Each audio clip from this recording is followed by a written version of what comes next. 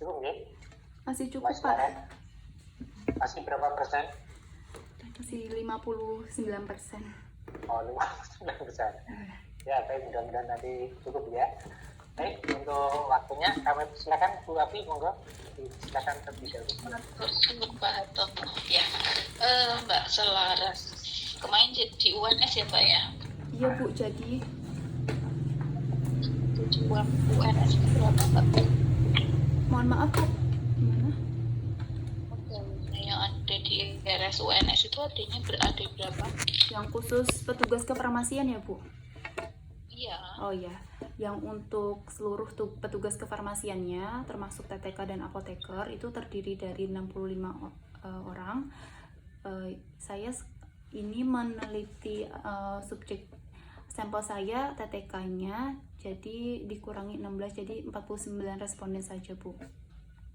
Oke, 49 responden. Yang Anda gunakan sebagai validitasnya di mana, Mbak? Di RSUD Surakarta, Bu. Rumah Sakit Umum Daerah Surakarta. Anda menggunakan 2 rumah sakit ya, yang satu hanya digunakan untuk validitas, yang satu digunakan untuk sampelnya gitu ya? Iya, Bu, benar.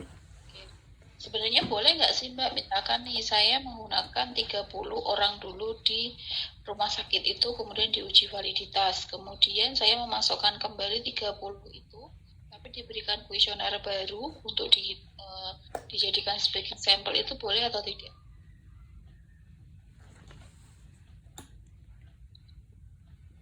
Bisa itu, Bu.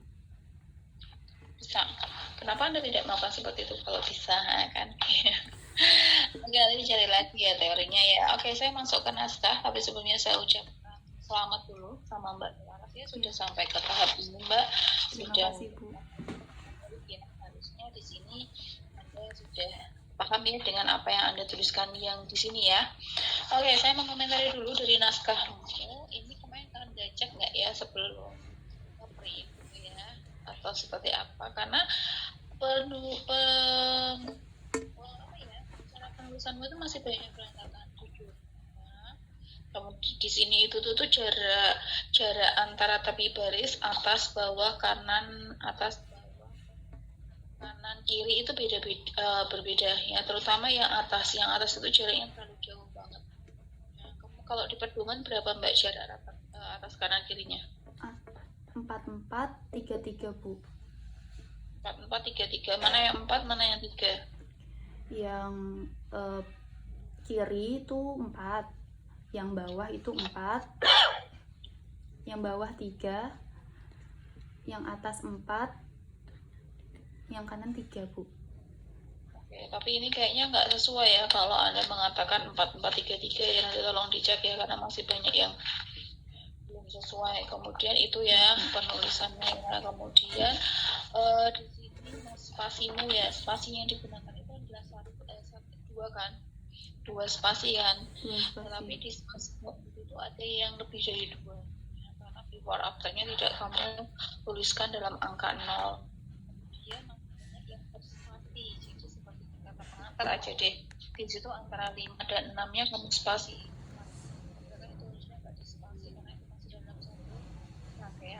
Ya, kemudian masih banyak juga di dalam naskahmu yang kira-kira misalkan di bawah gitu ya, ada tinggal 1 kata terus dituliskannya di belakangnya gitu. Jadi itu nanti mungkin bisa dicek kembali ya Mbak ya, karena kalau 1 kata di belakangnya itu bisa dicek kembali. Kemudian di daftar isi Mbak, di daftar isi ini tuh pengaruh dari printernya ya, atau memang di tempat Anda itu memang Anda bedakan ada yang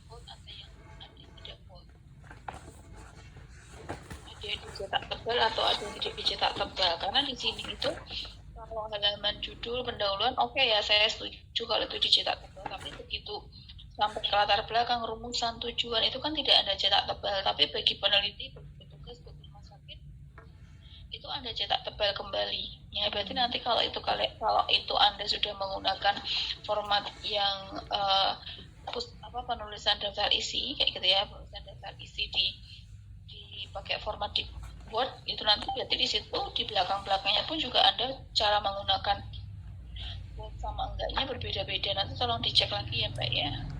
Baik Bu. Kemudian nanti boleh dicekkan intisarinya itu apakah sudah dikurang maksimal adalah 200 ya, kayaknya itu terlalu panjang ya Mbak ya. Baik Bu. Oke. Kemudian apakah rawat inap ini akan dijadikan sebagai kunci? Alasanmu kenapa unit rawat inap ini kamu dijadikan sebagai kunci? Seperti itu ya. Iya. Oke, jadi nanti masih banyak ya spasi-spasinya ini dari bab 1 sampai belakang itu spasinya masih seperti itu semua ya, bahkan ada yang spasinya kurang dari 2. Di bab 3 itu ini kayaknya di waktu proposal juga hampir seperti ini ya. Di sini juga Mbak di bab 3 itu kamu spasinya belum 2 Mbak, jadi spasinya kayaknya masih 1 atau 1,5 ini, jadi kelihatan banget ya. Jadi tolong di-awarekan ya paling nggak terhadap penulisannya, karena kalau ini bukan lagi tugas sebagai seorang pembimbing ya untuk mengecek kembali kayak gini. Ini adalah kalau untuk sudah tulisan gitu ya, itu adalah harusnya Anda kalau pembimbing itu kan lebih membantu Anda ketika bagaimana menyusun pembahasan kan seperti itu. Tapi kalau untuk konteks konteks penulisan itu harusnya Anda. Kemudian masih banyak halaman kosong ya Mbak ya, nanti tolong digunain ya. Kemudian mulai bab 4 ya, mulai hasil dari pembahasan itu nggak sinkron Mbak. Anda menuliskan misalkan ya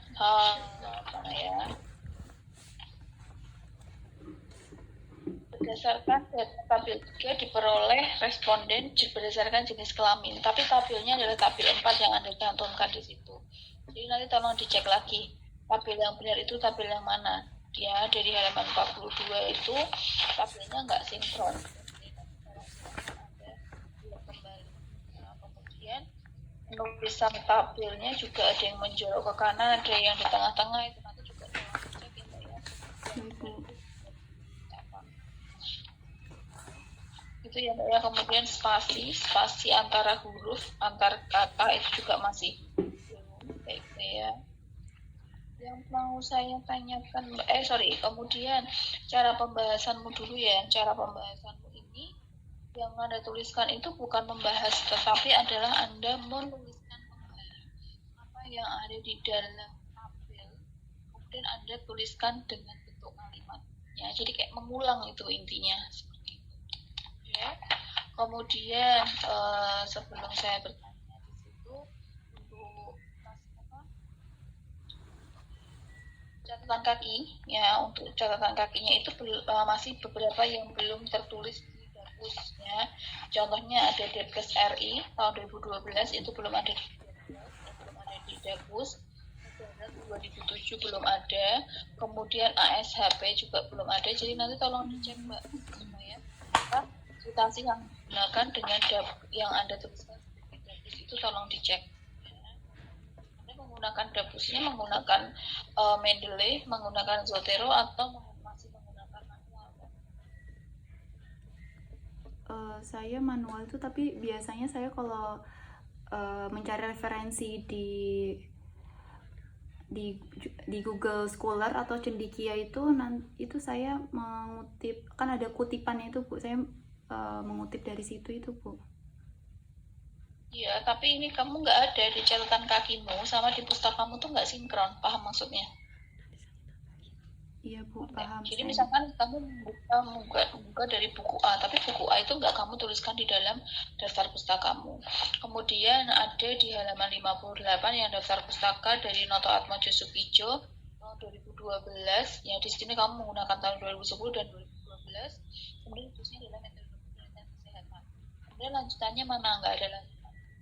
Apakah cara penulisan dasar pustaka bentuknya buku itu seperti ini. Kemudian kalau ada dua tahun yang berbeda seperti ini, itu yang digunakan yang mana. Kemudian kalau memang digunakan dua-duanya, cara menuliskannya seperti apa itu kan sebenarnya sudah ada di dalam pedoman ya. Silahkan dicek kembali ya Mbak. Iya Bu, baik. Nah saya tambahin.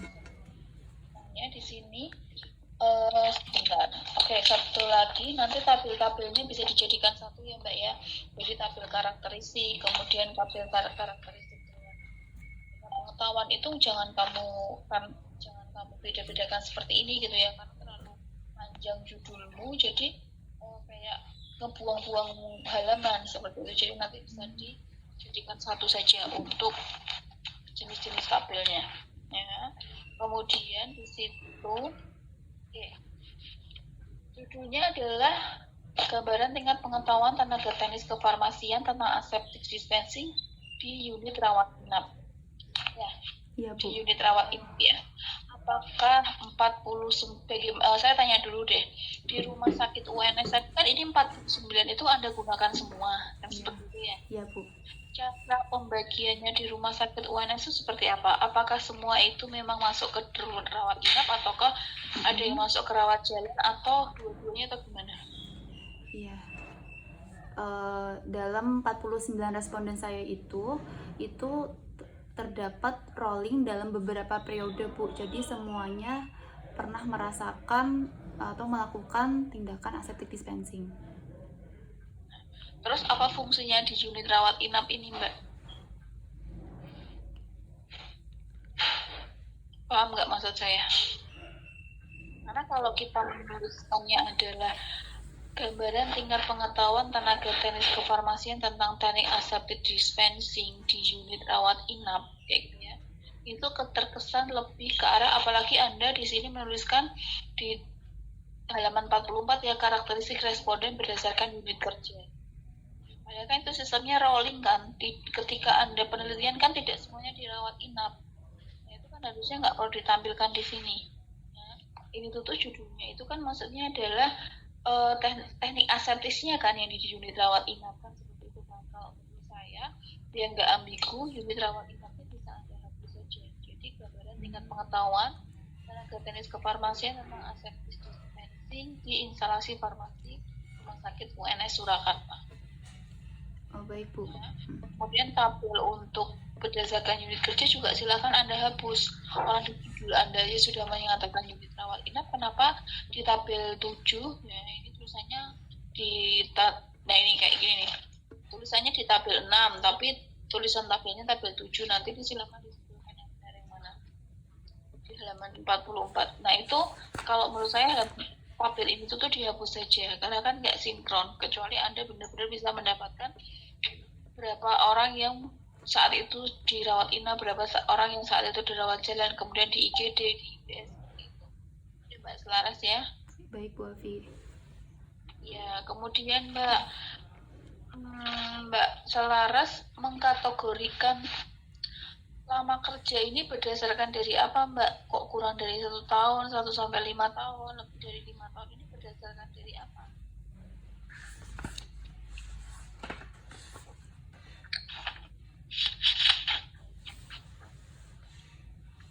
Berdasarkan dari apa, Mbak selaras?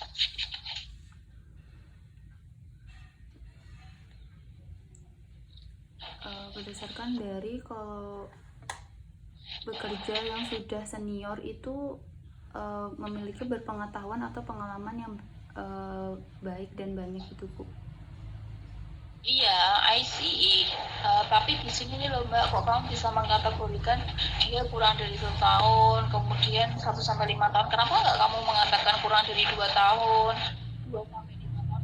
Kenapa kamu adalah kurang dari 2 tahun, kemudian 1 sampai 5 tahun, lebih dari 5 tahun, itu dasarnya dari mana ya?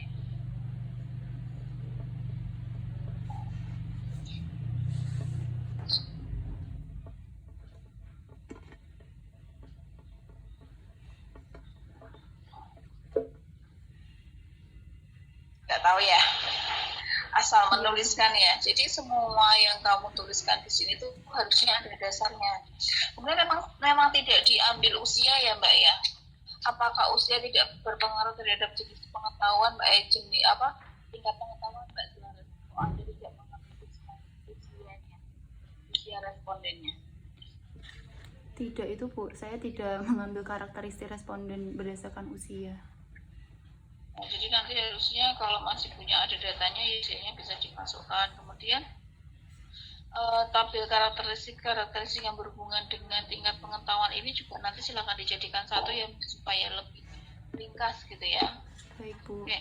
Kemudian di sini Anda mengatakan di bagian penutup, ya di bagian saran, untuk apa hasil penelitian ini dapat digunakan sebagai bahan perbandingan dan referensi untuk peneliti. Maksudnya bahan perbandingan itu bahan perbandingan dalam hal apa, Mbak?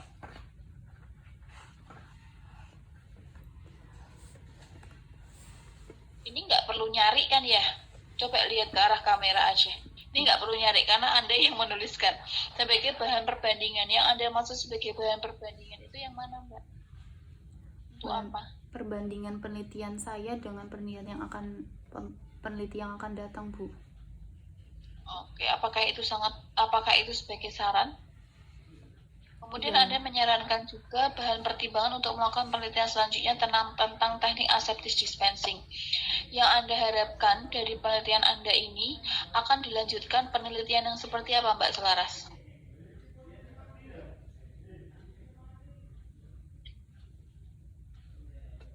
Yang bagi penelitinya ya, Bu ya? Apa yang bagi rumah sakit?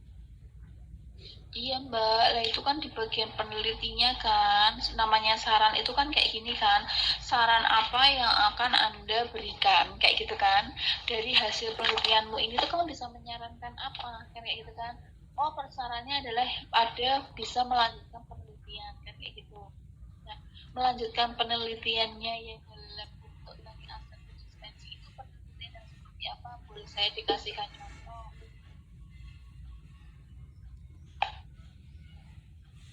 Menurut Mbak Selaras, ini kan Mbak Selaras menuliskan di bagian saran untuk peneliti selanjutnya sebagai bahan pertimbangan untuk melakukan penelitian selanjutnya tentang teknik aseptis dispensing. Itu yang seperti apa Mbak sarannya? Itu penelitian yang bentuknya kayak gimana deh? Penelitian yang bentuknya ya itu, Bu, dalam petugas kefarmasian lebih mengetahui itu, Bu, dalam teknik aseptik dispensing secara benar gitu. Kok lebih mengetahui? Kan saya tanya kan di sini adalah saran penelitian, ya udah kayaknya Mbak Selaras belum siap ya untuk ujian ya. Nggak banyak, kayaknya dari naskahnya juga masih masih agak kurang. Kemudian dari jawab pertanyaannya juga masih oke. Saya sambung saja Pak Hartono, kayaknya mau di sini ujian deras. Oke. Baik, Bu Api, terima kasih. Baik, izin saya dulu ya, Bu Lucy. Oke Pak, oke, monggo. Baik, terima kasih. Selamat dulu Mbak Selaras ya. Dari saya yang pertama ini Mbak tipe-tipe ya. Sebenarnya sederhana tapi banyak ya. Contohnya itu tabulasi, itu tabusilasi. Kemudian reliabilitas, kemudian realitas, dan sebagainya. Ini banyak ya tipe-tipenya, tolong nanti dicek satu-satu ya dari depan ke belakang gitu ya. Kemudian jadi halaman kosong juga banyak, nanti tolong diatur supaya tidak banyak halaman yang kosong gitu ya. Kalau tabelnya terlalu gede dibuat kecil, kalau gambarnya terlalu besar ya dibuat kecil supaya bisa masuk dalam satu halaman. Caranya gimana itu ya, diatur gitu ya. Kemudian yang berikutnya ini tadi pola kalimat tidak baku ya, karena ini adalah naskah ilmiah, maka ya harus baku sesuai dengan standar yang ada. Sehingga penyusunannya juga pakai kalimat yang baku ya, subjek, predikat, objek, dan keterangan, kira-kira gitu ya. Tidak diawali dengan kata sambung, dari, sehingga, maka, dan seterusnya itu ya. Tapi pola kalimatnya harus pola kalimat yang baku gitu ya. Jadi gimana caranya? Mungkin kontennya, isinya sama, tapi kalimatnya pakai kalimat yang baku gitu ya. Kemudian yang berikutnya definisi operasional itu terlalu singkat Mbak ya. Kan itu dilengkapi ya, maksudnya definisi operasional kan batasan-batasan yang akan dipakai oleh si peneliti ya terkait dengan variabel-variabel yang ada itu. Jadi kalau di sini judulnya seperti itu ya dilengkapi ya, mungkin dari sini dulu rumah sakit, maksudnya rumah sakit dulu, rumah sakit mana kan gitu kan. Kemudian tingkat pengetahuan TTK itu apa, gitu, yang bekerja di mana, kemudian teknik aseptis itu seperti apa, dan seterusnya ya. Kira-kira kalau itu dilengkapi dulu ya, itu kan hanya ada 3 ya, ada 3 atau berapa tuh, nanti dilengkapi supaya orang tidak punya pemahaman yang berbeda-beda nanti ya antara satu dengan yang lain. Jadi pemahaman pembaca dengan pemahaman si peneliti nanti terkait dengan definisi itu juga sama itu kira-kira gitu ya. Baik. Kemudian terkait dengan kriteria itu digolongkan menjadi berapa? Kriteria Ya, kriteria tingkat pengetahuan. itu ada itu Pak, ada 4. 4 itu apa? Kriteria pengetahuan 4 ya. Iya, 4 itu apa? dengan apa aplikasi. Nah, kriteria tingkat pengetahuan Mbak 4.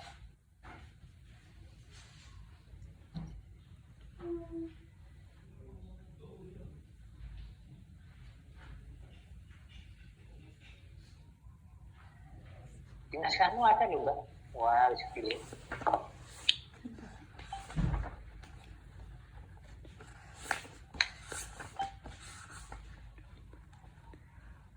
Maaf Pak, ada 6 tingkatan. Nah, 6 itu apa? Wah, ada 6 lagi nih. Iya. Tahu, Coba 6 itu apa? tahu, memahami, selanjutnya. Enggak, tingkatan klasifikasi tingkatan. Oh, iya. Kan ini mau mempelajari tentang tingkatan tingkat pengetahuan. Nah, tingkatnya itu ada berapa?